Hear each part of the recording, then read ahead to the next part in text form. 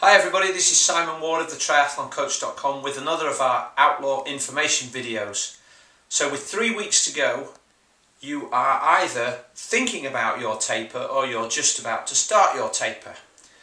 I've got a couple of options for you on the board here, and there was a couple of things I wanted to go through. So the first is that,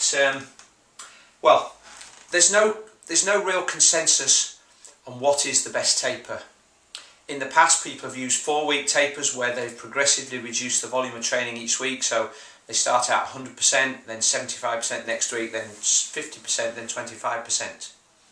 Some people do what we call a TV taper. They don't do any training at all for 2 weeks and they just eat pizza and carbo load. Over the years, I have started to introduce tapers a bit like these two that you see here. These are examples of either a 2-week, which is at the top, or a 3-week, which is at the bottom. I don't think it really matters which one you choose, as long as you stick to the taper.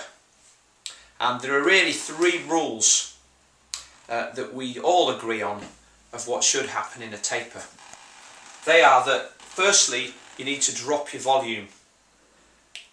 There's a minimum effective dose that you require to keep you at the same level of fitness, and that's all you need to do. So we need to reduce the volume. We need to maintain the frequency. So if you're used to training twice a day, then I recommend that you continue to train twice a day.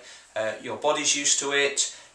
You probably train first thing in the morning, so you'll be used to waking up early, and you're probably used to training at lunchtime or sort of late afternoon. So continue with that, but just drop the duration of those sessions.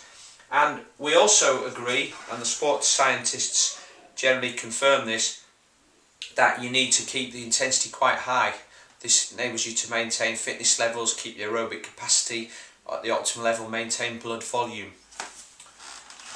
I like to think of words that begin with R and D that describe what's going to happen to the body during this taper period. So if you imagine that in the last few weeks, that's this area that's shaded here where you've had a big block of training, you're probably feeling quite jaded.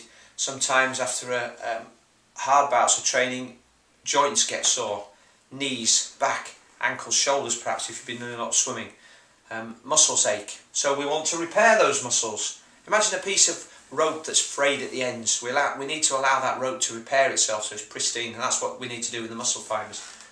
We need to regenerate, so we might need to regenerate new muscle fibres and allow new things to develop. Okay, you can't do that if you keep breaking down the fibres. We need to refuel.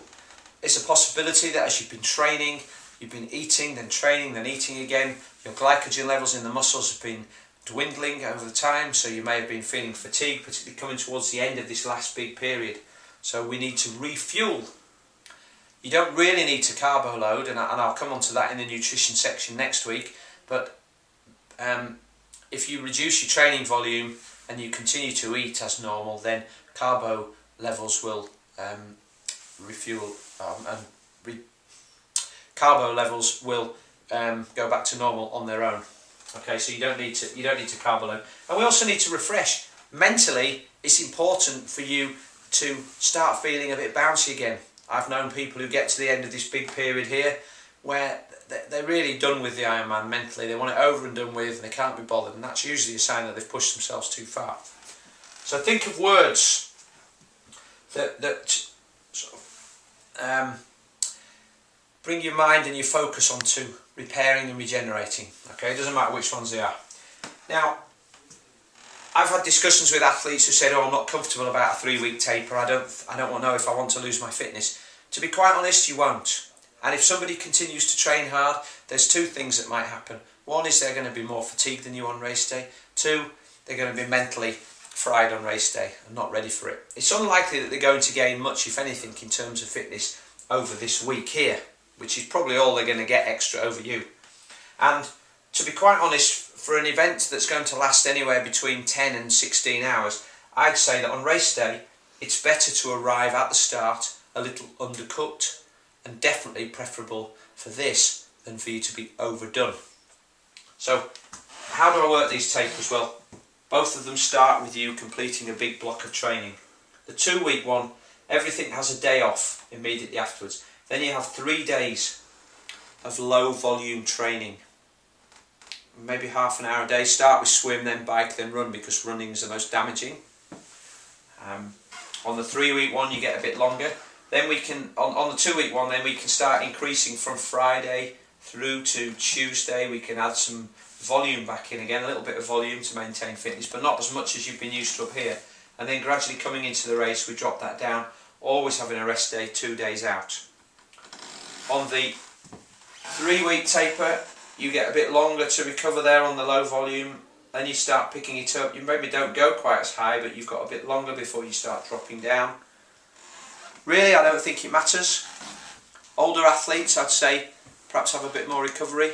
More muscular athletes where you need more muscle recovery, I'd suggest maybe longer recovery. Lighter males and females can probably do with a little less, but it really is down to your own personal preference. In terms of what sports to put in here, running is the most damaging, so I like to cut the running volume down much earlier and keep it at a minimum. I'm happy to keep cycling in, but reduce that from around the weekend. And for most triathletes who aren't particularly competent swimmers, compared to, you know, maybe you've got 10% of the guys who love swimming and are good at it, 90% do it because they have to, then I would say you need to probably be swimming frequently in small volumes just to keep your feel for the water. But that's it. It's really very simple. Just follow those 3 rules, find something that works for you, and come into the race refreshed and feeling like Tigger, bouncing off the walls and ready to go. And I'll see you on the start and finish line in 3 weeks' time. Bye for now.